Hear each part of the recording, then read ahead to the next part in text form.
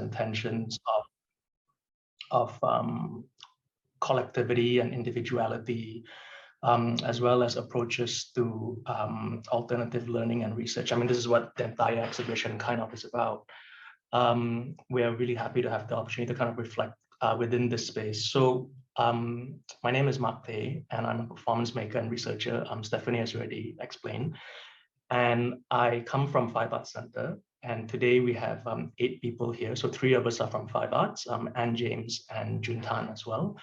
But we've also invited our close and frequent collaborators over the last 15 years. So you will hear from each of us in turn.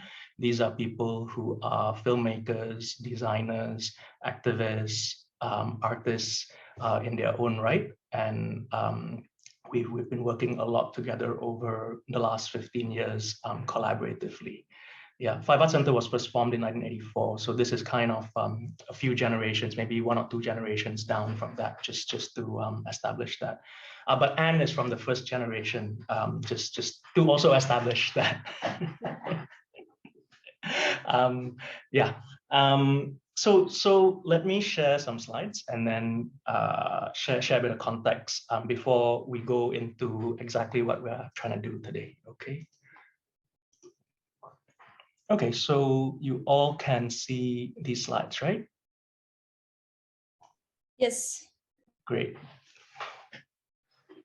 So today, what we're doing is actually we're going to be sharing keywords that relate to our collaborative practice, the 8 of us, over the last, say, 15 years.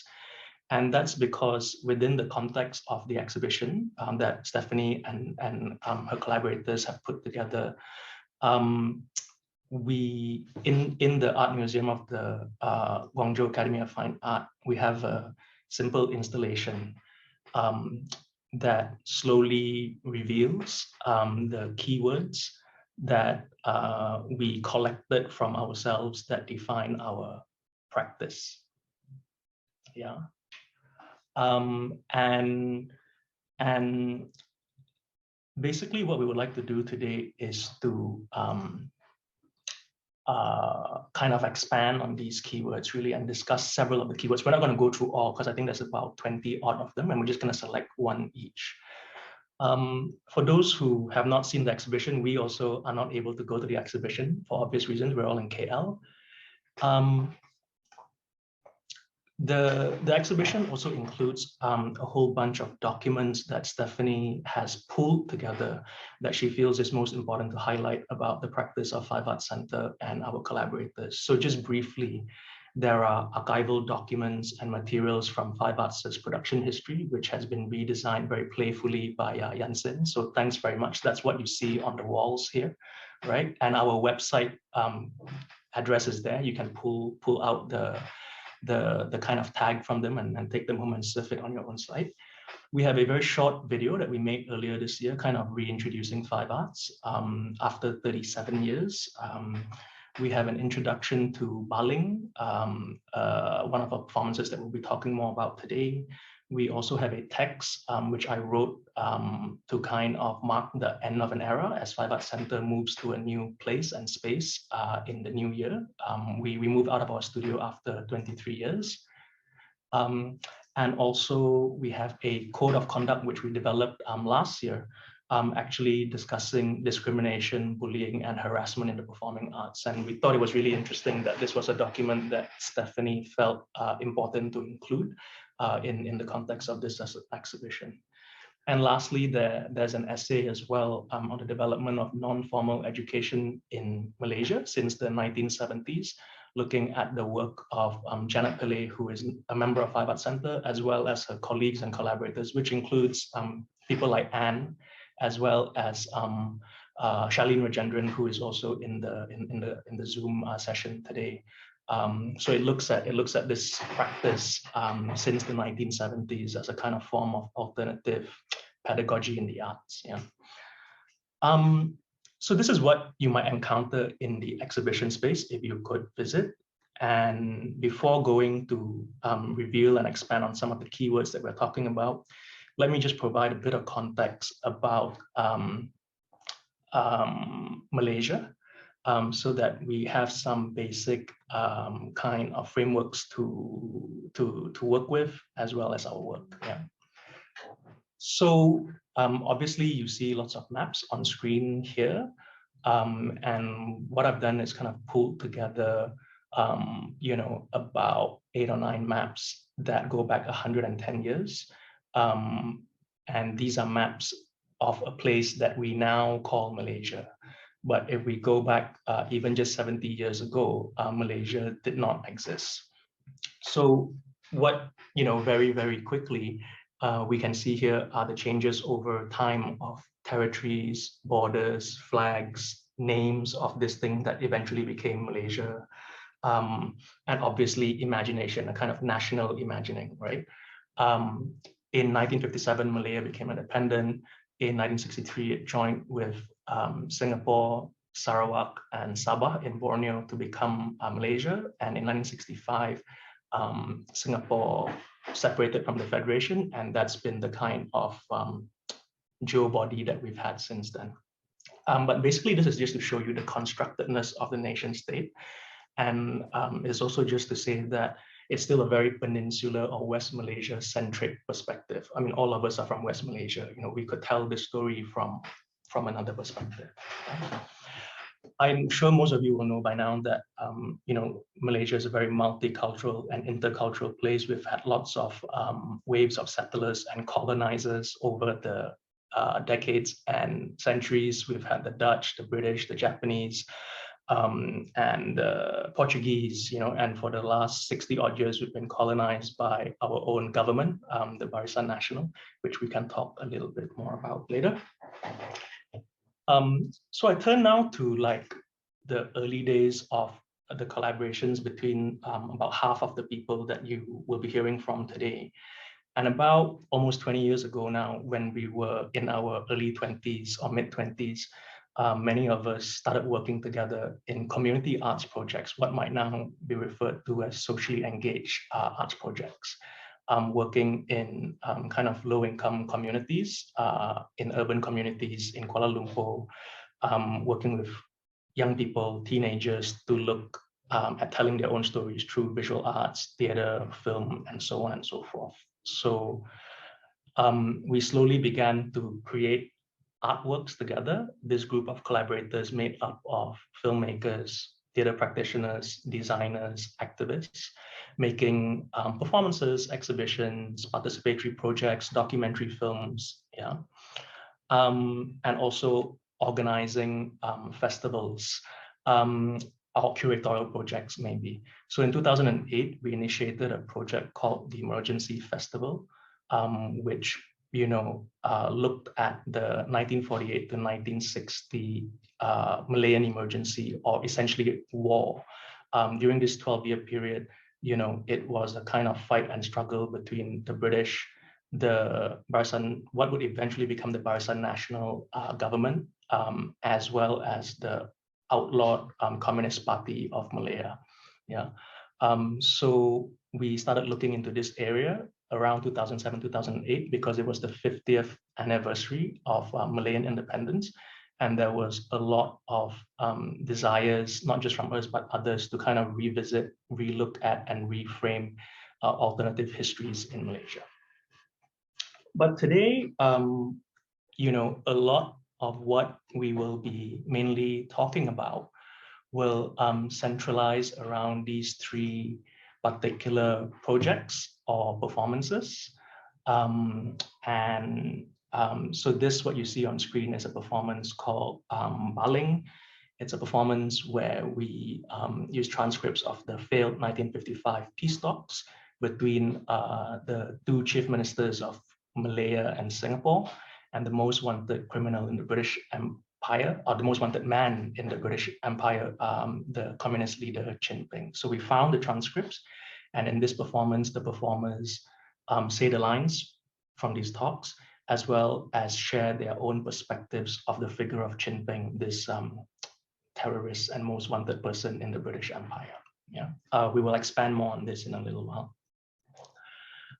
There is another performance that we might touch on in various ways, called Version 2020, where basically we time travel to the year 2020. This was a kind of vision that was launched by Mahathir Mohamad in 1991, our former Prime Minister. It was the ambition to become a high-income first world nation. And many of us grew up with this in the background in the 1990s. So we worked with 5 performers to share their experiences, to present their own versions of 2020. Yeah, so it's a show that kind of time travels between notions of the future and the past and the present, dystopias and utopias. And lastly, there is a performance that we have also been working on, and we still hope to work on, called A Notional History, which really is a performance that looks at history textbooks, where we kind of look at the limits of inclusion and exclusion in official Malaysian history textbooks. So in 2018, Malaysia changed government for the first time after 61 years under the Barisan Nasional Coalition. And coincidentally, the history textbooks were going to be reviewed by this government anyway in 2019, the following year, but they lost the elections. So suddenly this created a lot of anxiety about what would be represented in the history books, what would be taken out, how would history be rewritten, literally. And we worked with a performer, a journalist, and a activist to kind of look at their relationships with these history textbooks. And we also included in the show the perspectives of 12 exiled Communist Party of Malaya members that we interviewed more than 10 years ago. So what is included in a textbook, what is included in the borders. Over the session, we will be unpacking some of this. Yeah. Maybe just 2 small notes. One is that in our performances, the performers often perform as themselves on stage. And someone has said that watching our performances often feels like they're watching an editing machine on stage, because we put together, edit, collage, documents, personal narratives, personal experiences, historical documents, images, our own personal artifacts, and so on and so forth. Yeah. So we return now to the keywords, and I will slowly shut up and give way to others, because that's the point of the discussion. In this talk, we will be, the idea behind this talk is to have a more polyperspectival kind of entry point to our work, So there will be different ways of looking at the same thing, sometimes the same images. We've each selected a keyword to talk about, and as we speak, you may notice some overlaps and maybe different ways of thinking about these fragments or these keywords in our work. Don't worry if you can't capture all of them, because that it's fragmented. And as Stephanie says in her curatorial text, I quote, "Under this framework, individuals and the collective nurture one another, but at the same time, chaos occurs and demands more encounter, adjustment, and exploration." So to help navigate through these keywords and landscapes, we will start from the perspectives of those who tend to appear on stage in our performances, to zoom into the experiences embodied by our performers. And then we will slowly zoom out to perhaps the less obvious things that go on behind the scenes in our performances. So, Anne James, please. Through my eyes. Hi, my name is Anne James. I am a Malaysian. I am Christian. I am of Indian descent. I am an actress. I am a teacher, and I am a member of Five Arts Center. So in this brief talk this morning, I will recount my journey into this project, which is my personal journey, which involves my history, myself as a student, my work as a teacher, and finally, my work as a performer. I was born in April 1955 in the state of Kedah, which borders Thailand. I was born 2 years and 4 months before my country gained independence on the 31st of August, 1957. The Baling talks were held over 2 days in December 1955 in Baling, far to the southeast of my state. It was held in a primary school, which was then known as Baling English School. Today, it is known as SK Tunku Putra, named after our first Prime Minister. The meeting was intended to end the conflict between two protagonists, the leader of the soon-to-be independent Malaya, Tunku Abdul Rahman, and the leader of the Malayan communist state, Chin Peng. Unfortunately, peace was not on the cards and the talks failed. The conflict between the government forces and the Communist Party only heightened and ended only in 1960 when the Malayan government declared an end to the emergency. Now, while all this was going on, I was a child. I lived a very simple and idyllic life in Alusta, Kedah, running around in paddy fields, avoiding buffaloes in mud holes, climbing trees, and going to a convent school. The emergency did not affect my life very much in the urban areas. But if you lived in what was called a black area, like Baling district, you were very much affected. There were curfews, police roadblocks, police raids, and likely worse. Now, I was very oblivious to all of this, even though my father worked in the police force. He worked as a secretary in the office of the Chief of Police of Kedah. I'm sure he was privy to a lot of inside information about the insurgency, but we heard nothing. Two of my uncles also worked in the police force. One of them was in the special branch, which is the Malaysian secret police.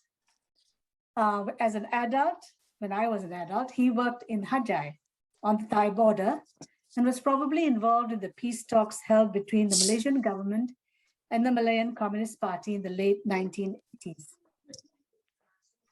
Now, I, as a student in secondary school in the mid-1960s, in our history books, studied the Second World War. And we read about the anti-Japanese warfare waged by the communists from the jungles of Malaya. They were aided by the British, as you can see in this book and this photograph. We were told of guerrilla groups like Force 136 and their struggle against the Japanese, which was during the war led mainly by the Communist Party of Malaya.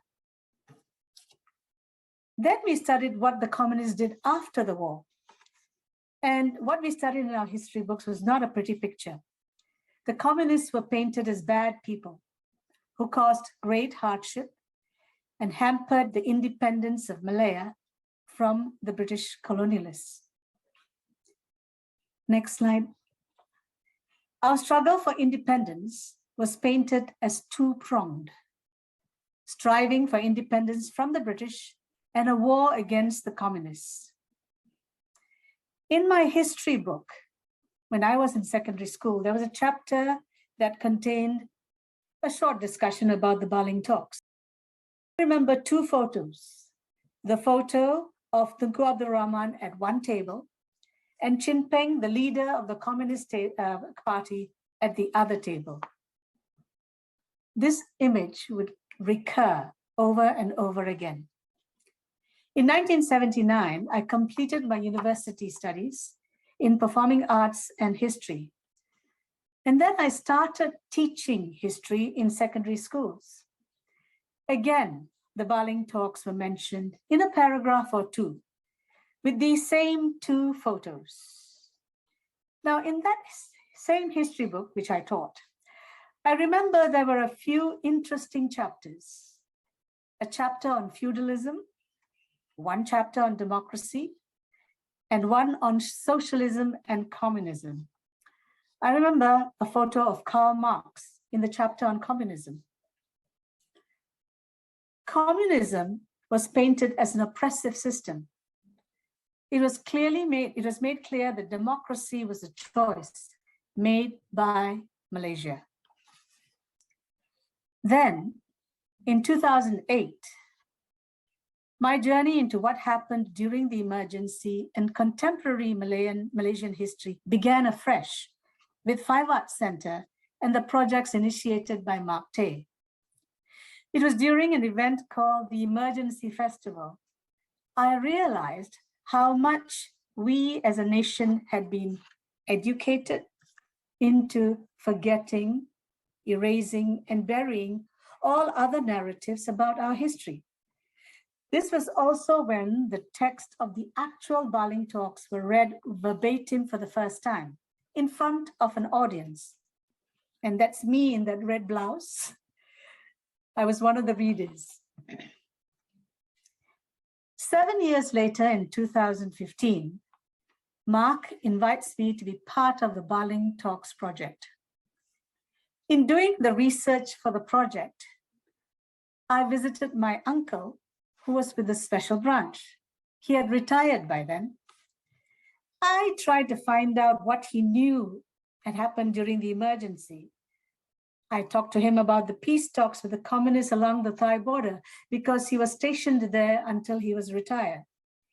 Unfortunately, I got very little information from him. He was very, very tight-lipped. In fact, he sounded like he was very much anti-communist. Now there's a scene in the Baling talks between Faiq and I, where I describe how the only clear photograph of Chin Peng is obtained by the British. In 1947, a 23-year-old Chin Peng goes to a photo studio to take a passport photo. He's followed into the photo studio by a special branch agent, not my uncle.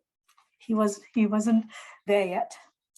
It is this photo that is used by the British and the Malayan government in all the wanted posters of Chin Peng. This photo of Chin Peng is not in our history books.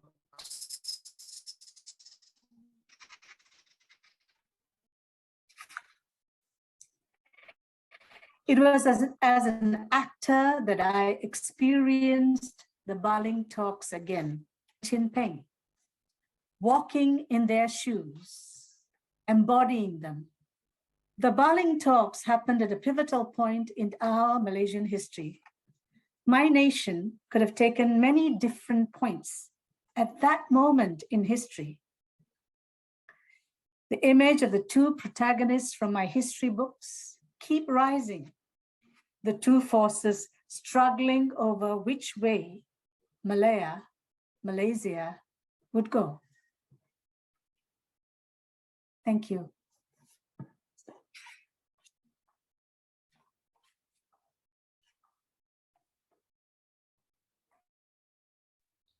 Thank you.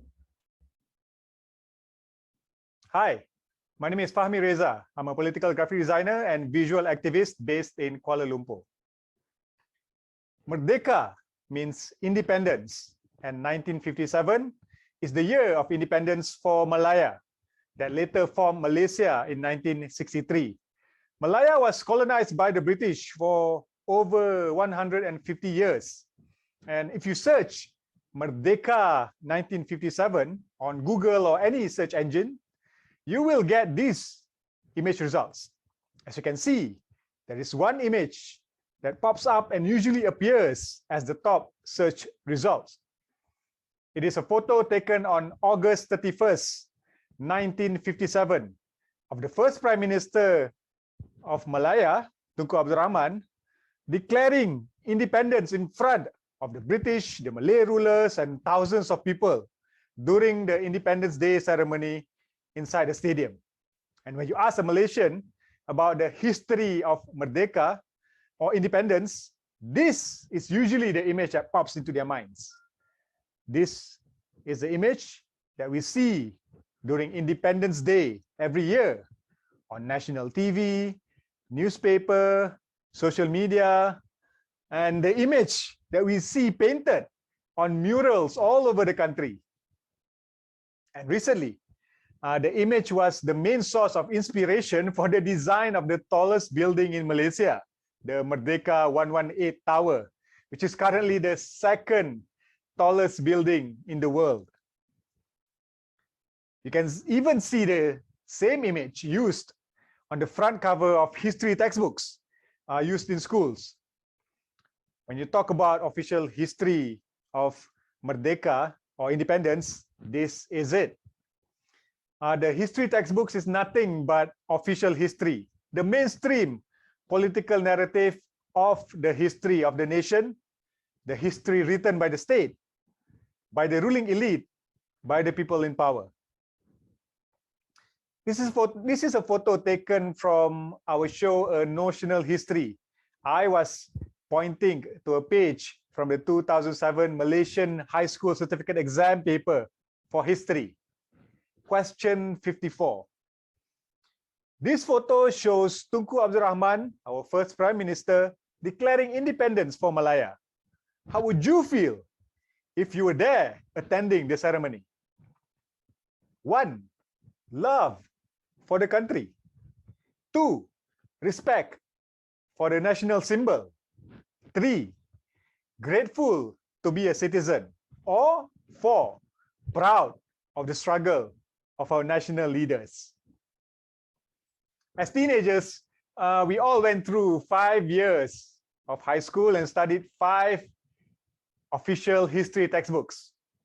If this is the official history of Merdeka, then in our shows, we present the alternative history of Merdeka, of independence, the alternative narrative of the struggle for independence, the counter narrative to contest the mainstream narrative of Merdeka. Stories that were omitted from the history textbooks. Stories of counter heroes, stories of regular people like you and me.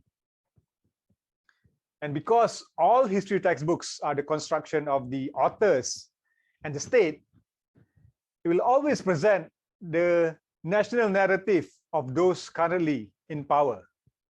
So there will always be gaps and blanks.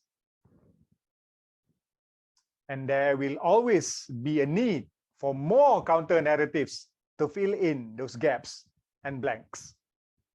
Thank you.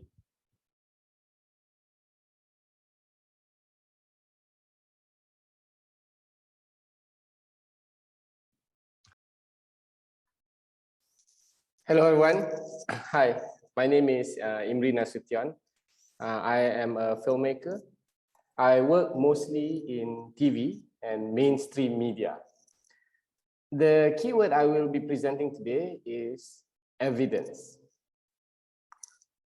I've been collaborating with this gang of friends since 2002 on an exhibition titled Curated Fest. Back then, I was not sure how I could contribute to the bigger picture of collaborative work. I just felt these were a bunch of very interesting people to work with. In fact, I don't think we knew where we were heading to or how far this collaboration would go. We've now been working together for roughly 20 years. As a collaborator, one of the activities we had to do was to collect documents and evidences pertaining to the subjects we were exploring. This involves a lot of digging into books, records, pictures, footages, and talking to people. Talking to people and listening to them unveil the events of time has always been an eye-opener for me. Here you see the back of my head recording. These people were witnesses of time. They are living vessels of history and events. Like witnesses at a court case, they are part of the evidence. Since 2006, most of my involvement on the performances we've had has been as performer. I was tasked mostly to retell the stories we have gathered. I performed as a journalist who documented the peace talks at Baling. I performed as politicians negotiating on the peace talks. I performed as witness to a bomb attack on a family. I had to embody the voice. I was performing as the vessel of evidence. As time passes, and as I mature into these works, I slowly realized that I am also now a part of the evidence. I have evolved into being the evidence itself. By the act of documenting, I have become a part of the witness. The lines between presenting the evidence and being the evidence was blending into each other. In some of our research gathering process, I became the evidence of events. I was there was no longer the words I hear from the interviewees I documented. It has now become my line as well. I was there. I was there performing for Merdeka Day. I was there interviewing Chin Peng. I was there interviewing Said Zahari. The thing I learn now is that we are part of the evidence of events. Either we choose to be actively involved or we become accidentally involved, we will always be a part of the evidence of events. Thank you.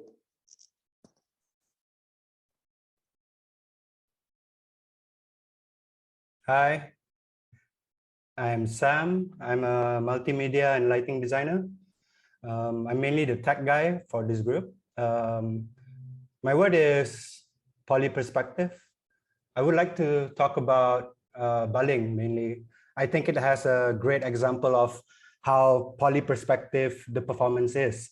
So Baling is performed in a black box setting where the audience may move and sit anywhere they want to change their perspective, to shift their views anytime during the show, because the performers are all around the space, including different things like documents, pictures, transcripts, books, tables and chairs, and some way also the control booth. Because we share the same space as the audience, there's always this sense of I see you, you see me, and you see us when performing Baling. Sometimes these objects around the space look like different things throughout the performance, like these books. In certain angle, looks like a map of Malaya, and at certain times, it will look like buildings and sometimes look like tombstones. We also use projectors to project videos, pictures, articles, news, all around the space, and sometimes on shop lots. And with the combo of the camera and the projector, we have a POV of the performer projected, looking into documents, evidence, and zooming into their personal lives. This constant recapturing, representing, and relooking has always been a fascinating thing that we deal with in our process of making shows. I think there's a lot of possibilities with tech. And lastly, how we see the lighting we use for us to be seen are normal household light bulbs, fluorescents, and theater lights. So to have different moods at seeing the documents, evidence, and performance. And maybe to suggest to also see the subject matter in a different light. Thank you.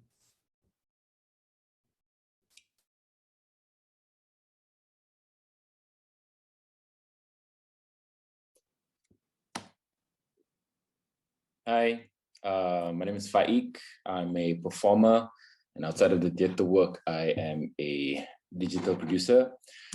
Sorry, I don't have photos for us today. I just have my explanation of the word that I chose, which is belief. The word that I chose is belief, and it's because I believe that when we are in the rehearsal room together as collaborators, I have a belief in my fellow collaborators, a belief in each other that could have only developed through time spent with each other. I've known and worked with these guys in various capacities in the past 10, 15 years. And a lot of the times we use in creating our work, a lot of the times we use our own personal stories and memories to create our work. The stories of Imri going to Bangkok to shoot an interview with the exiled Communist Party leader Chin Peng, the stories of Fahmi Reza as a young student discovering punk music and rebellion, my own personal stories as I trace the memories of my father and his childhood friends about their own stories of the communists. These personal stories and memories needed to be heard first inside the rehearsal room in order for it to be believed. As collaborators, believe in them. I choose the word belief also because in the work that we do in Baling, for example, the characters are fighting for their own beliefs for a Malaysia that has not existed yet at that point in time. And I feel that this notion is echoed in the works that we do together as collaborators. We sit in a room together to try to imagine or reimagine and argue a landscape of Malaysia that might not exist yet at this point in time. A Malaysia that is conjured by our own personal beliefs. And that's all I gotta say. Thanks, guys.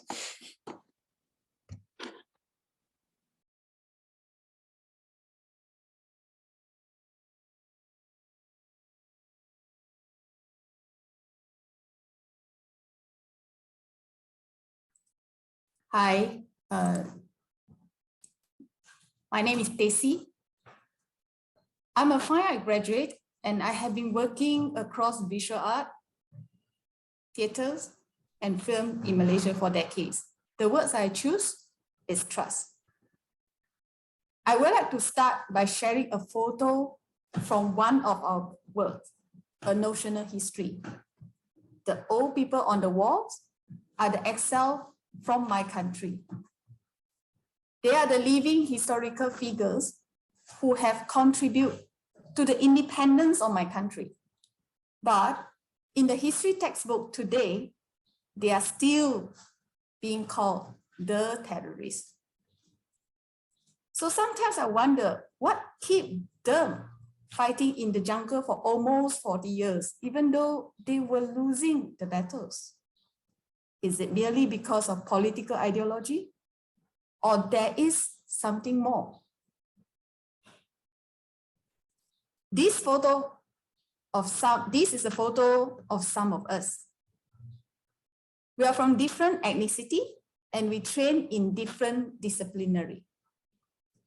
We come across each other because of shared interests.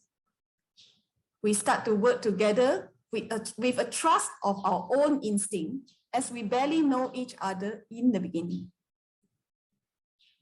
Trust is the courage when a bunch of strangers decide to take a ride together. Trust takes time to build, to develop, and to establish. We started with a trust of our own, and through time, we developed the trust among each other collectively. Because of trust, we acknowledge that we are all very different individuals and work very differently. Because of trust, we are there to create mess, chaos, and be playful at all times. Because of trust, we managed to overcome many obstacles and challenges together. This group of collaborators will working many more years to come because the trust we have established will keep our creativity sustained. Thank you.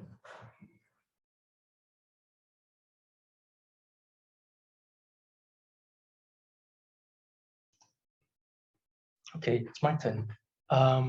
It's really nice hearing from everyone, isn't it? The word that I elected to use is social actors. I should clarify that, primarily in the group, I work as the director. So I'm zooming out a little bit more to kind of consider how we look at who we are when we try and make shows together. I chose the word social actors because I felt like during the course of our work together, researching, devising, trying to make something invisible present in the rehearsal room and eventually bringing it to an audience. During this process of a production, but during a process of, say, 15 years, over a long time, we're actually wearing multiple hats, and some of these words that you can see here, it's very clear that we take research quite seriously, as has been alluded to by people like Fahmi, Reza, and Imri. We're collectors of materials and evidence gatherers. As Faiq has just mentioned as well, we are often self-ethnographers. We are doing an ethnography of ourselves, our parents' experiences, and sometimes we create new experiences through our research, by going into the field and observing and sometimes intervening in some of these historical flows. We also sometimes think of ourselves a little bit like seismographers, people who pay attention to vibrations and earthquakes. But once an earthquake has happened, it's obvious, right? But we pay attention to like the smaller vibrations, I guess. And it's very clear, I think, that, the word social actor may just be another word for citizen, right? So citizen journalist or historian or detective or researcher, right? So taking this word social actor forward a little bit, I share here a graphic that is not ours or mine, but in fact, it is from the anthropologist Victor Turner, where he talks about social drama, right? And this kind of infinity loop or relationship between what he calls social drama that works in the world and aesthetic drama that works in consciousness, right? So let me unpack this a little bit. Like those of us who do theater, according to Turner's configuration anyway, we are probably on this side, the right side of the image, we are using and harnessing and employing theatrical techniques and staging in order to represent the world, right? To represent society, to represent politics, and all theater work from time immemorial kind of like has this kind of capability. But then if we go over to this side in the social drama, in off stage, so to speak, there is social and political action. We can think of political speeches, we can think of media broadcasts, we can think of press releases by the government and presidents and prime ministers, and even social media kind of communications as their kind of staging and theatrical techniques, right? So what is visible and hidden is kind of an inverse relationship between what we might call the aesthetic drama world and the social drama world. And I find this useful up to a certain degree, but as may be evident in what we've talked about so far, I think that the borders between these definitions are more porous, actually, or we've been trying to make them more porous in our work. And in fact, in the work that we try and create together, we try and pull these layers and make them obvious. And that is why the performers often are performing as themselves in our performances. And when they are, for example, performing as other people or using the words of other people, they declare that they are doing that in the performance, right? To constantly emphasize this collapsing, but also quotation that is happening. And I will stop there and give the final word to Juntan, I think. Hello, hi everyone. So I'm June, or Cheng Feng Ai, which I hardly use because I've never sat for exam in Mandarin before. So I'm the producer of the group, which means what I generally do is really facilitate and try and encourage, not persuade, but try and encourage certain things to happen. And so I feel like a lot of times I'm a witness to really what is going on within the group dynamics, and with the word that is with the work that they hope to generate. So not just a witness, but continually witnessing. So I find it a very active process, something that I'm present, and also then my job is to either, you know, represent or retell or try and put it together, facilitate. So I find that I'm essentially with the group, we're actually trying to create a space and a platform. So a lot of this witnessing and being a witness is both design and undesign. So when I say design is something that kind of like, I feel like it's something that I should encourage in the case of, if you could move forward, this next slide, this show called 2080. This is actually Sam, our lighting designer, our technical designer, who was his first technical show, and it was through a discussion that we had. I think we were on tour, and he told me he wanted to do a show where the main actors were not actors, but were the technical sides, you know, with the equipment. So I thought that was really interesting idea, and I wanted to encourage Sam. So I said, I'll help you produce it. So I feel like that kind of like little push or a little kick. It's kind of like how I feel like I work with a lot of the people in this collective. So it's kind of knowing when to give a little kick and when to give a little pat. So yeah, it's defining that difference, like when to kick and when to pat. So so I find that then I realized, oh wow, this is Sam's kind of like first show, and I was very glad to be part of that process and to be a witness in his kind of trajectory and his kind of growth.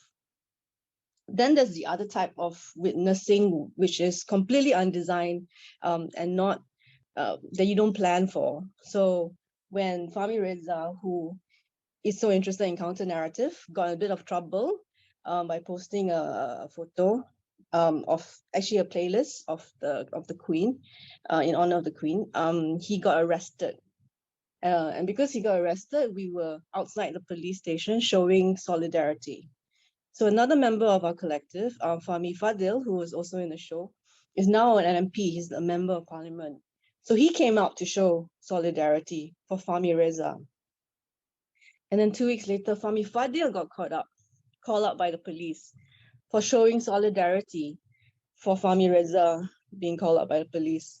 So we have this little photo where we see Fahmi Reza now showing solidarity for Fahmi Fadil, who's walking into the police station for being called up for showing solidarity for Fahmi Reza.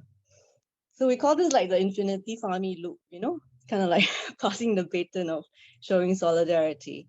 So I was there as a witness and I took this photo, which I thought was really, really cool. So I feel like this is the kind of undesigned witnessing that being part of this process with the gang allows us to be. So the other type of witnessing, also very interesting because it's undesigned, is when we did our code of conduct, we published it. And you know, we're from theater, we're from the performing arts. So when there was a rape joke that was circulated in the media made by someone from the film industry, filmmakers and people in the industry were very upset, and they weren't quite sure how to respond. And Imri, who's also a filmmaker and in both industries, really facilitated a lot of this kind of, you know, Five Arts has done this code of conduct, why don't we try and adopt that? So then Imri contacted me, and one of the actors also contacted me, and we kind of adapted our code of conduct for this group of filmmakers who wanted to make a stand against this very offensive remark that was made. So then suddenly I realized, Imri, who had been witness to our process, has now taken that and kind of like encouraged it to expand. So what I find from this kind of witnessing is that you've actually formed like very extended connections, working collaboratively. So these kind of extensions, not just about the work, extend to other aspects of your work, even to the personal, where you are witness to someone's wedding or the birth of someone's child, or a sort of like reluctant witness to someone's police report. These things kind of merge out from the way that we've been working together for many years. Yeah, so I think I'll kind of end there and be very looking forward to hearing comments or questions about us. Thank you. And I think it's just nice to see you all on the screen and speaking from your own experience. So it's already some questions on the chat box, which so I use all the notifications to cover them. So I'll go back to them.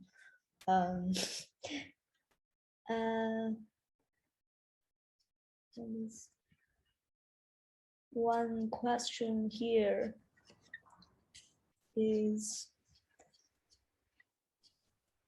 what's the name? Yeah, actors. Yeah. Please go ahead. No, so I'm just reading. So is the question is, was this the naming of anti-imperialist, anti-colonialist as communist problematic? Anyone want to answer this? I can give a very quick reply to that. Yeah, I mean, of course, as with any independence movements, it's always a very, very broad spectrum of people who are involved in it, right? You have nationalists, communists, socialists, Islamists, royalists, people who are from various different spectrums of political ideology.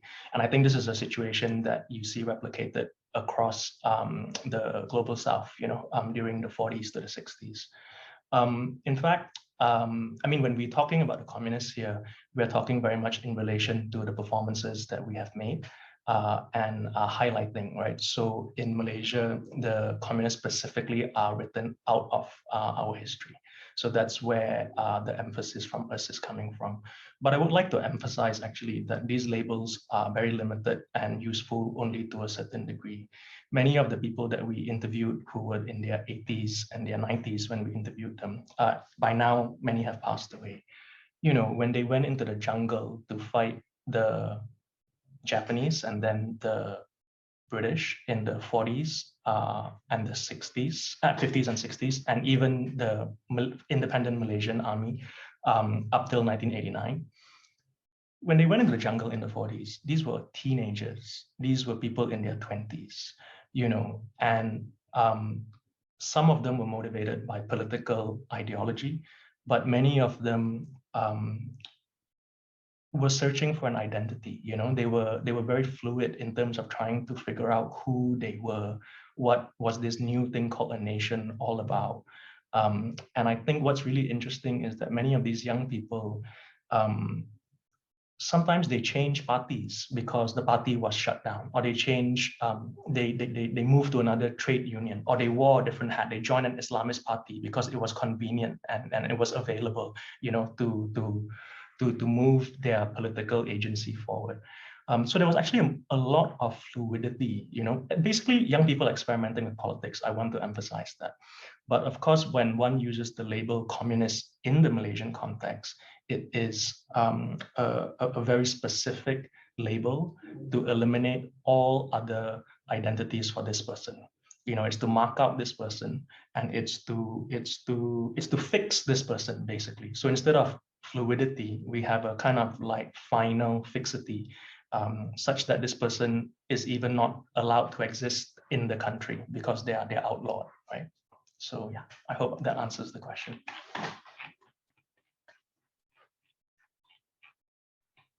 Thank you. Anyone else wants to respond? Okay, there's some comments in the here. I have always wanted to ask all of you this question. This is from Carmen regarding your collaboration. How do you deal with conflict, or is there very little conflict? Can you speak about the kinds of conflict that arise and how do you manage it as a group or as individual? Thanks. Okay, please go ahead. Would someone else like to pick this up, guys? How do we deal with conflict? No, just I think by mistake. Yeah. Yeah, just now.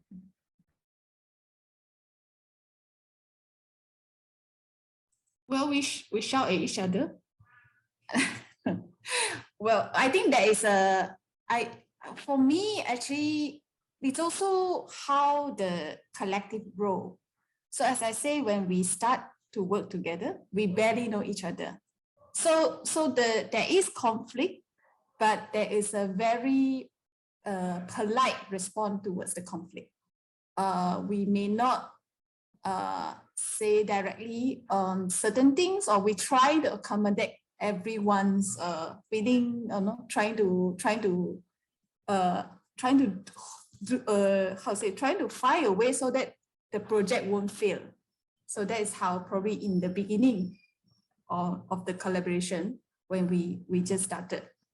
But as time goes, as I say in my segment about trust, we start to understand each other more, and we understand who can do what or who cannot do what, So then when there's a disagreement or conflict, we become more confident and dare to voice out our stand or our view. And how do we deal with the conflict? We will fight and argue. But at the same time, I think we also try to find what are the common ground for each other to resolve that differences. Yeah. So this is what I might respond towards Carmen's question.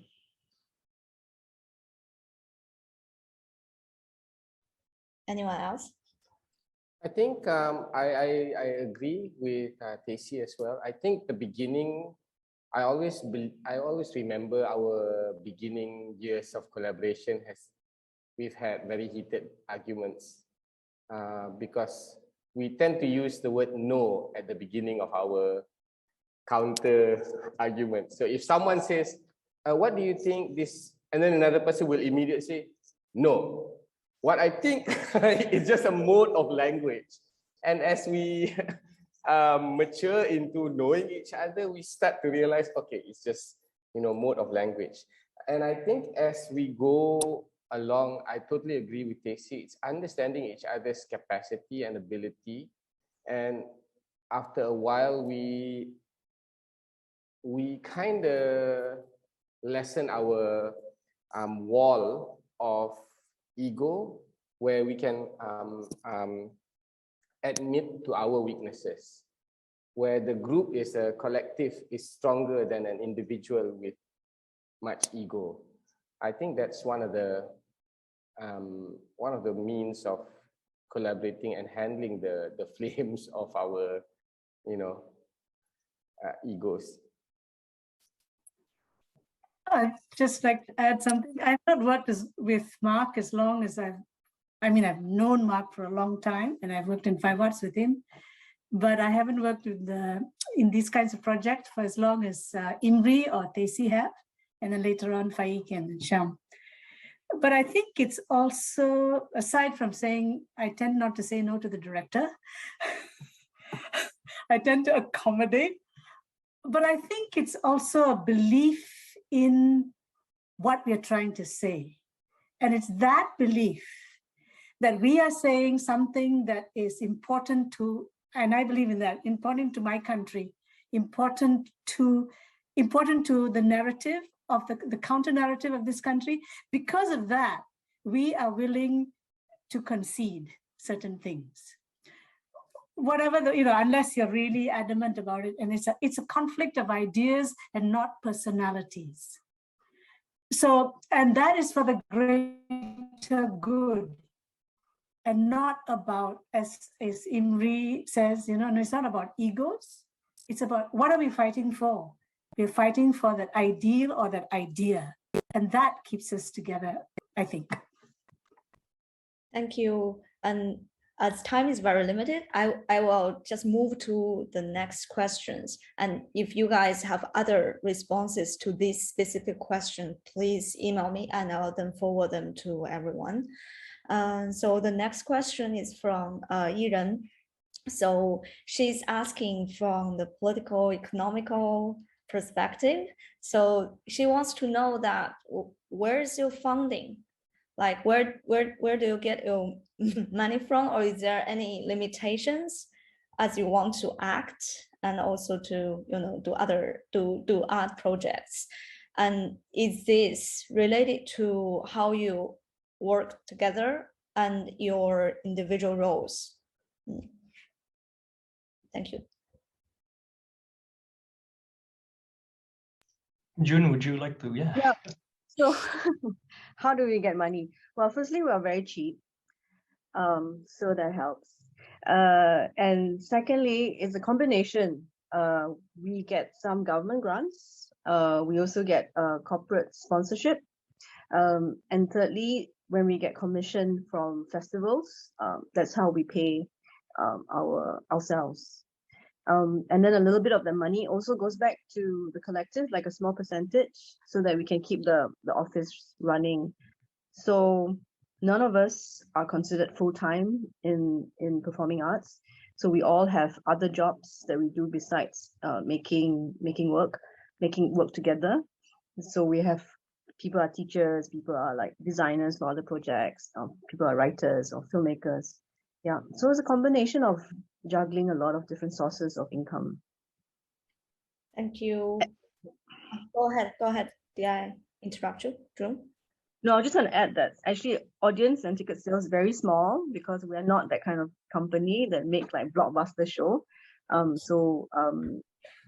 We really have to take a hybrid approach to your funding. Okay, thank you. The next question from Charlene. What fuels you about the way art works? I think this is somehow answered one way or another, but you can, add your opinions. Anyone wants to answer? I'll attempt it. Yeah, it's a very big question, but I think something that interests me personally, and I sense probably interests many in the group as well, is to deal with stories and narratives that are not dealt with, inconvenient, marginalized kind of stories. It's very obvious, like the alternative histories and all that sort of stuff. But I think on a more kind of poetic level, we're also interested in making things that are not present or that are absent present. So how do we bring exiles back is a question we ask a lot. And we try and devise ways to address that question. Sometimes we fail, and sometimes we fail better. Yeah, I'll stop there. Okay, thank you.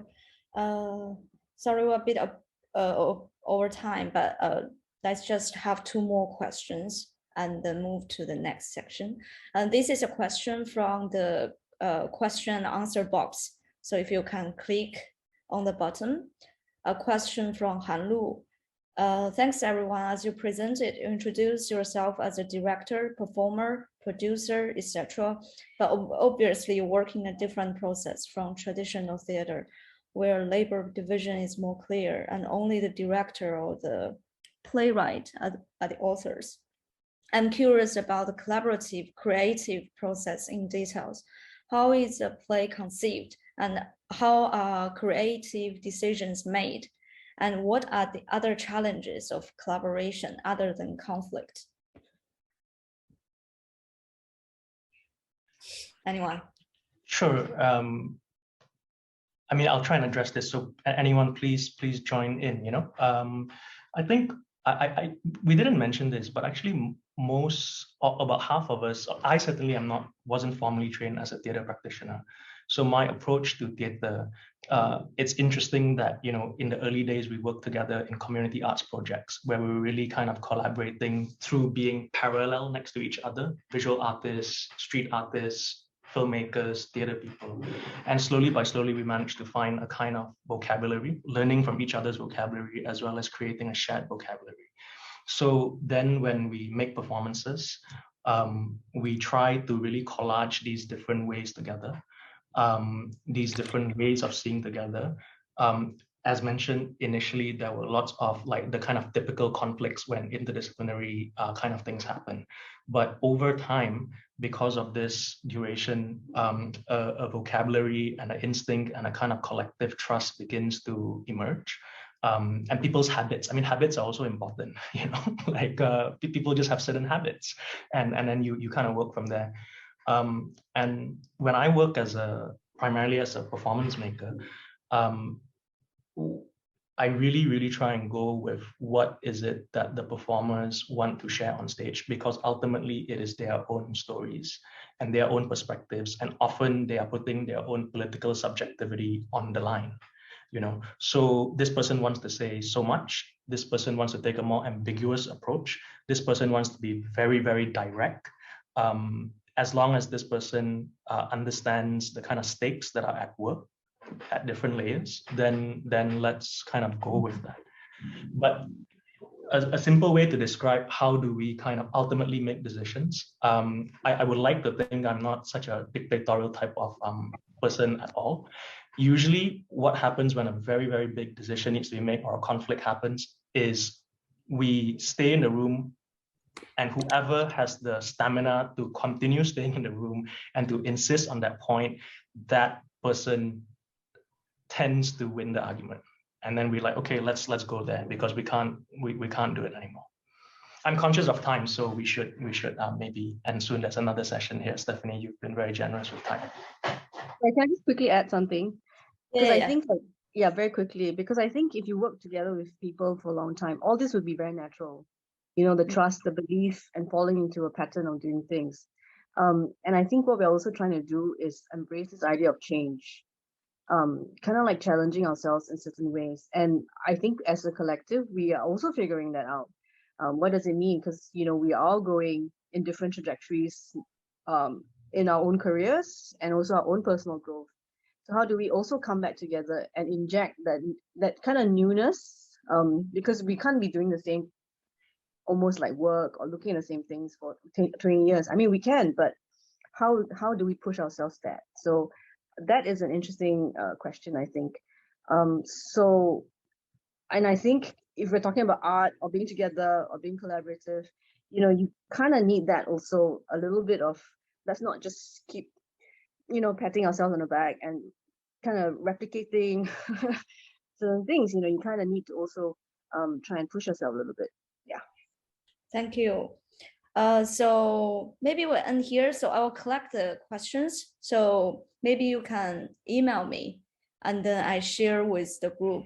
Now I will send a group chat code of WeChat for anyone who wants to follow up the question, and also my email. So you can write to me for follow up. So the other two questions is, what are some of the ways you measure the success of a project? What's the other? These are comments. Oh, Xu Zhenhua asked, talking about Malayan emergency, there should be a place for Singapore and the bitter history of imagination on unity. Malaya country? How do you deal with the issue of Malaya, and do you cooperate with friends from Singapore?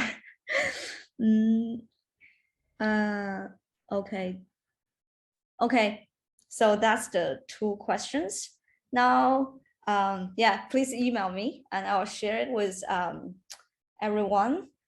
Now, let's hand over to Siming, who will introduce Los Ultras.